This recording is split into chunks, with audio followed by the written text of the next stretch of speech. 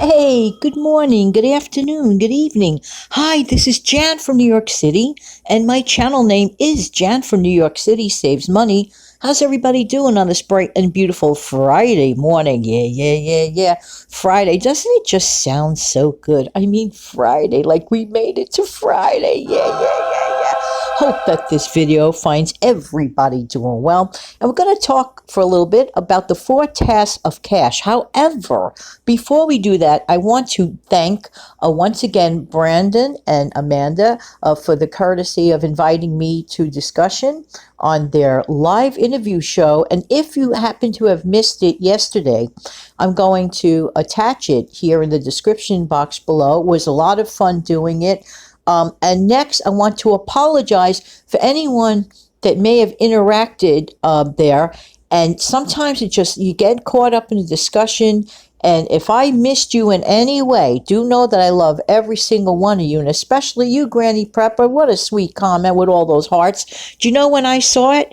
I saw it on playback when it was too late. So I profusely apologize to tell you, but I'm going to tell you directly and to everyone. You know I love you back. You guys rock. Thank you so much. So if you have an opportunity, please check it out. It does run an hour. So I suggest that you definitely take a tall one with you or pause it whenever you want. And it was really quite a lot of fun.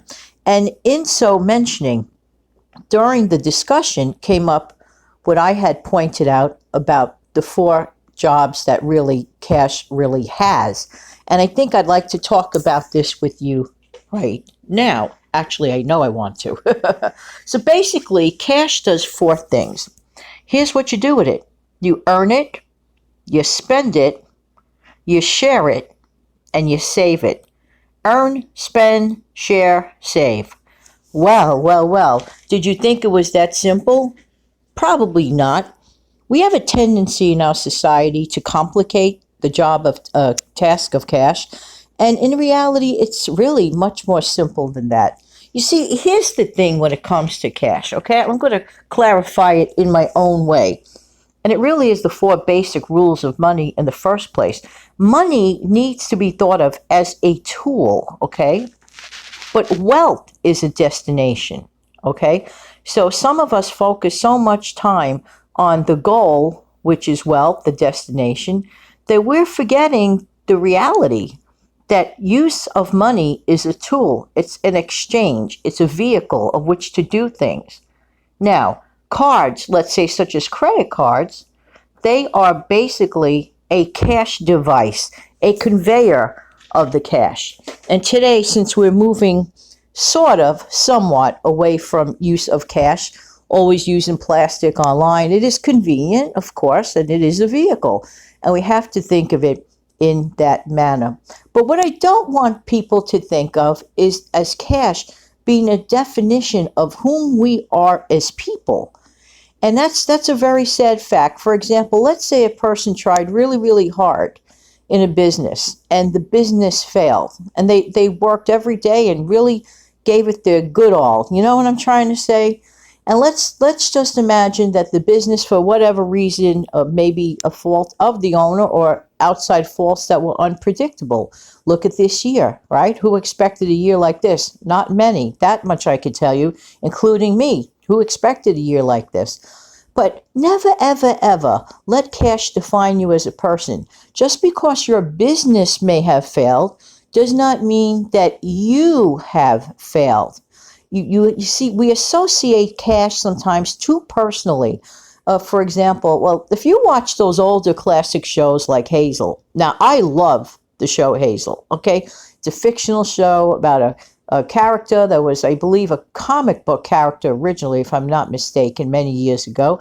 And she's a maid, and she plays a maid to, a housekeeper to a well-to-do lawyer who, rubs elbows with well-to-do people all the time. And there's a lot of weird class distinction amongst the people, except with the character of Hazel. She does not care.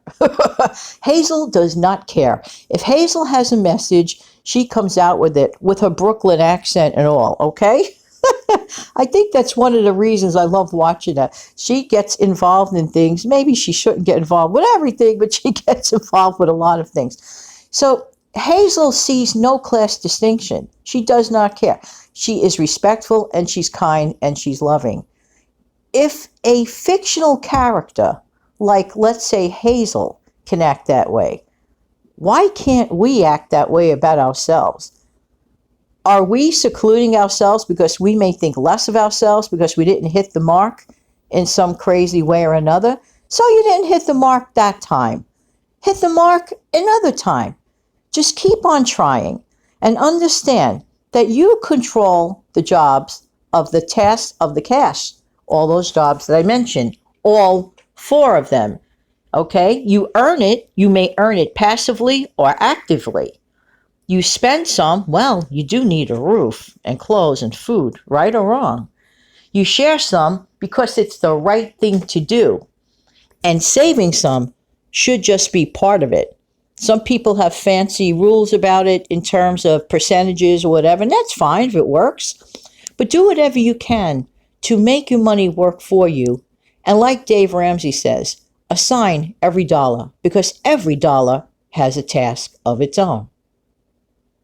Well, I want to thank everyone for listening. Why? Because I really do appreciate whose time? Your time. Oh, wait, and before I forget, I did have a very interesting question that I had added also to the show, and I really encourage you to view it. I asked this question to everyone. If a squirrel can save, why can't people? Isn't it interesting that a small creature with a brain about the size of whatever, very tiny brain, has the wits about him or her to save nuts for the winter? And I know someone who literally puts a nut every day out for the squirrels in the area. And every day they take it, and every day they bury it, and every day they're ready for whatever comes up. Why can't people do that? I'll tell you why. Because that squirrel woke up and made a decision. I'm going to store and I'm going to save. We need to do the same thing. Doesn't have to be big. When it comes to saving, we'll start out small. But I'm going to talk more about that next week. Okay? Okay. Deal. And in the meantime, this has been Jan from New York City. Thank you so much for listening. Why? Because I really do appreciate whose time?